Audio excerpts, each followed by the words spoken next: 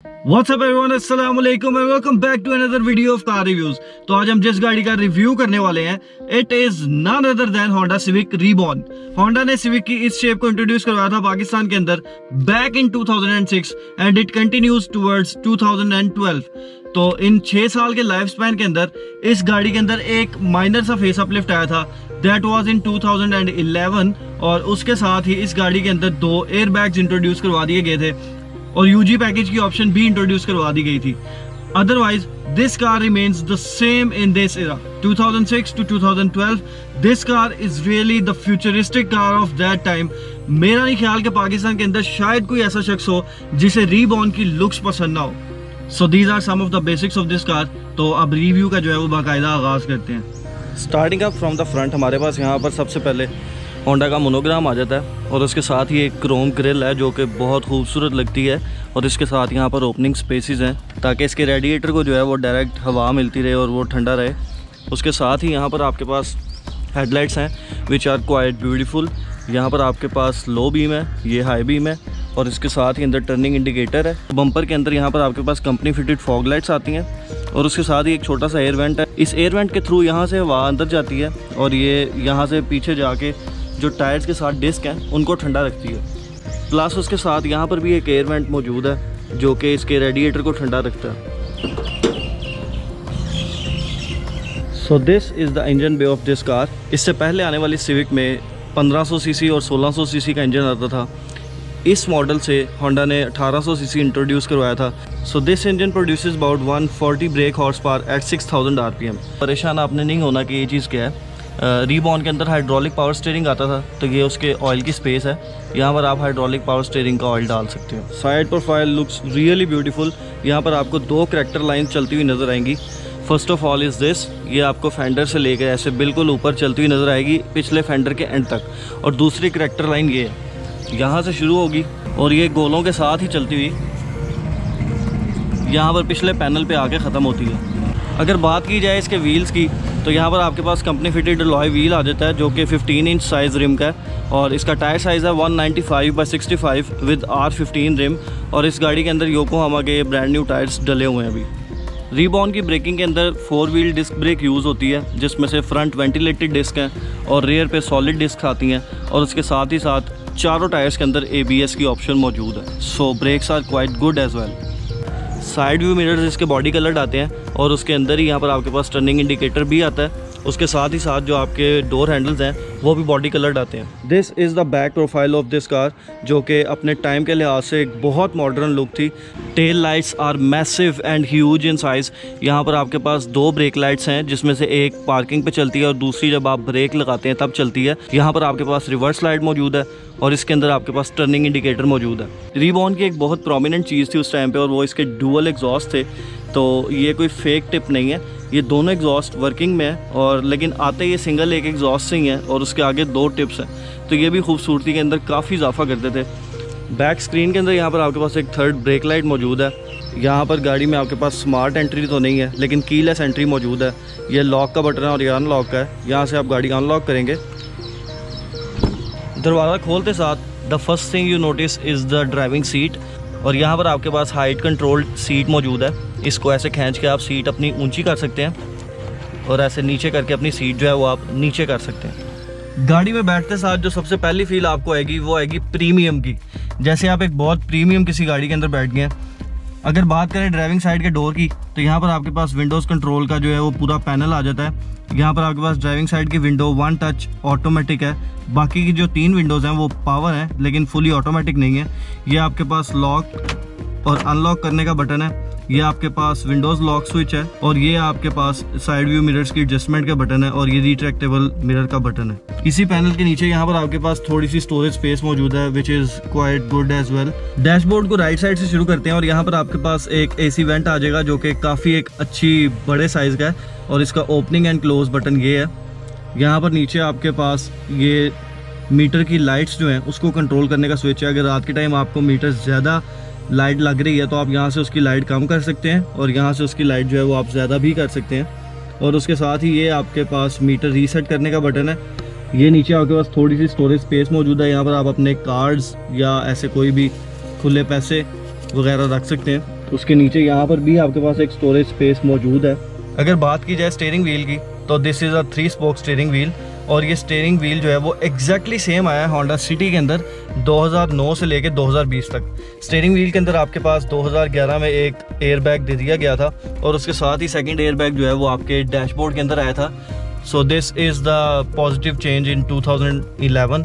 Steering wheel के पीछे यहाँ पर आपके पास स्पीडोमीटर मौजूद है। स्पीडोमीटर उस टाइम के लिहाज से बहुत फ्यूचरिस्टिक था, क्योंकि ये 2 जगह पे डिवाइडेड था।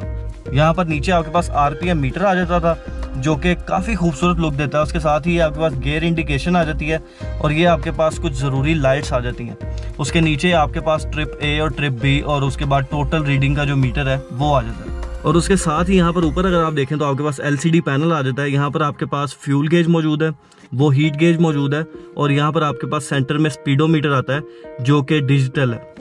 एक और बड़ी प्रोमिनेंट सी चीज़ है वो ये है कि इसके जो फॉग लाइट्स के स्विचेस है ना, वो इसके लाइट्स कंट्रोल स्विचेस के साथ ही हैं। ये ऑन एंड ऑफ का जो स्विच है ये फॉग लाइट्स के कंट्रोल का स्विच है। अगर आप इसे यहाँ पर ऑन पे रखते हैं और आपकी जब पार्किंग लाइट ऑन होगी तो ऑटोमेटिकली आपकी फॉग लाइट्स ऑन हो जाएंगी। अगर आप यहाँ से इसे ऑफ कर देते हैं तो फॉग लाइट्स आपकी ऑफ हो जाएंगी। तो काफ़ी लोगों को ये अक्सर कन्फ्यूजन रहती है कि इसके फॉग लाइट्स के स्विच क्या हैं, तो वो इंटीग्रेटेड हैं इसके लाइट्स के कंट्रोल के स्विच के अंदर ही। स्टीयरिंग व्हील के लेफ्ट साइड पे यहाँ पर आपके पास एक AC वेंट मौजूद है, जो कि to my surprise side vent के जितना ही है, एग्जैक्टली सेम साइज़ का है। इसीलिए मैं आपको कह रहा था कि जो साइड वेंट है वो बहुत ज़्यादा बड़ा है। उसके साथ यहाँ पर आपके पास एक एंड्रॉयड पैनल लगा हुआ है। बेसिकली यहाँ पर कंपनी की तरफ से एक LCD पैनल आता था, जो कि उस टाइम के लिहाज से ठीक था, लेकिन अगर आप आज से कंपेयर करें तो वो बहुत ज़्यादा जो है वो आउटडेटेड लगता था। इस गाड़ी के अंदर ऑनर ने आफ्टर मार्केट जो है वो एंड्रॉयड पैनल लगवा दिया। अब यहाँ पर आप कोई भी जो है वो अपनी ऐप्स डाउनलोड भी कर सकते हैं और यहाँ से इजीली चला भी सकते हैं। उसके नीचे ये आपके पास AC कंट्रोल्स मौजूद हैं। यहाँ पर आपके पास स्टोरेज स्पेस मौजूद है। ये आपके पास सिगरेट लाइटर की नॉब मौजूद है। ये भी आपके पास एक स्टोरेज स्पेस है जो कि एक ट्रे के साथ है, मतलब अगर आप इसे कवर करना चाहें तो कवर कर सकते हैं। उसके नीचे ये आपके पास गियर नॉब मौजूद है। इस गाड़ी के अंदर प्रोस्मेटिक गियर आता है which is quite different from CVT, इसीलिए इस गाड़ी की जो फ्यूल एवरेज है वो इतनी ज़्यादा अच्छी नहीं है। उसके साथ ही आपके पास मैनुअल हैंड ब्रेक मौजूद है, जो कि मुझे तो काफ़ी इफेक्टिव लगती है। इलेक्ट्रॉनिक हैंड ब्रेक से ज़्यादा मुझे मैनुअल हैंड ब्रेक जो है वो ज़्यादा अच्छी लगती है। ये भी आपके पास एक थोड़ी सी ओपन स्टोरेज स्पेस मौजूद है। उसके साथ ही आपके पास एक और ट्रे मौजूद है जो कि ऐसे कवर के साथ है। अगर आप कवर साइड पे करेंगे तो आपके पास स्टोरेज स्पेस मौजूद है, जिसके अंदर एक थोड़ा सा आपको पार्ट ये मिला हुआ है कि यहाँ पर आप अपना फ़ोन रख सकते हैं, और यहाँ से आप ऐसे बटन के साथ कप होल्डर्स अपने निकाल के कोई भी अपनी ड्रिंक्स वगैरह रख सकते हैं। सीट के साथ ही यहाँ पर आपके पास आर्म रेस्ट मौजूद है, और आर्म रेस्ट भी यहाँ पर काफ़ी कंफर्टेबल है, क्योंकि ये फैब्रिक वाली गाड़ी है तो ये अभी तक बहुत ज़्यादा कंफर्टेबल है। और इस आर्म रेस्ट के अंदर भी काफ़ी ज़्यादा स्टोरेज स्पेस मौजूद है। डैशबोर्ड में अगर पैसेंजर साइड पे देख लें तो यहाँ पर आपके पास 2 AC वेंट्स मौजूद हैं जो कि काफ़ी बड़े साइज़ के हैं। उसके साथ ही यहाँ पर आपके पास एक एयर बैग की सहूलत भी मौजूद है, और ये नीचे आपके पास एक ग्लव बॉक्स है जो कि काफ़ी डिसेंट स्पेस का है। पैसेंजर साइड डोर की बात कर लें तो यहाँ पर आपके पास डोर ओपनिंग लैच मौजूद है। यहाँ पर आपके पास एक थोड़ी सी स्टोरेज स्पेस मौजूद है, आपकी पावर विंडो का कंट्रोल स्विच मौजूद है, और नीचे आपके पास एक और स्टोरेज स्पेस मौजूद है। ड्राइविंग साइड के सनशेड के अंदर वैनिटी मिरर मौजूद है, और पैसेंजर साइड के सनशेड के अंदर भी वैनिटी मिरर मौजूद है। यहाँ पर आपके पास 2 डोम लाइट्स मौजूद हैं जो कि हेलोजन बल्ब के साथ आती हैं, और ये आपके पास सनरूफ के कंट्रोल स्विचेस मौजूद हैं। विद 1 पुश आप यहाँ से अपनी सनरूफ जो है उसे खोल सकते हैं,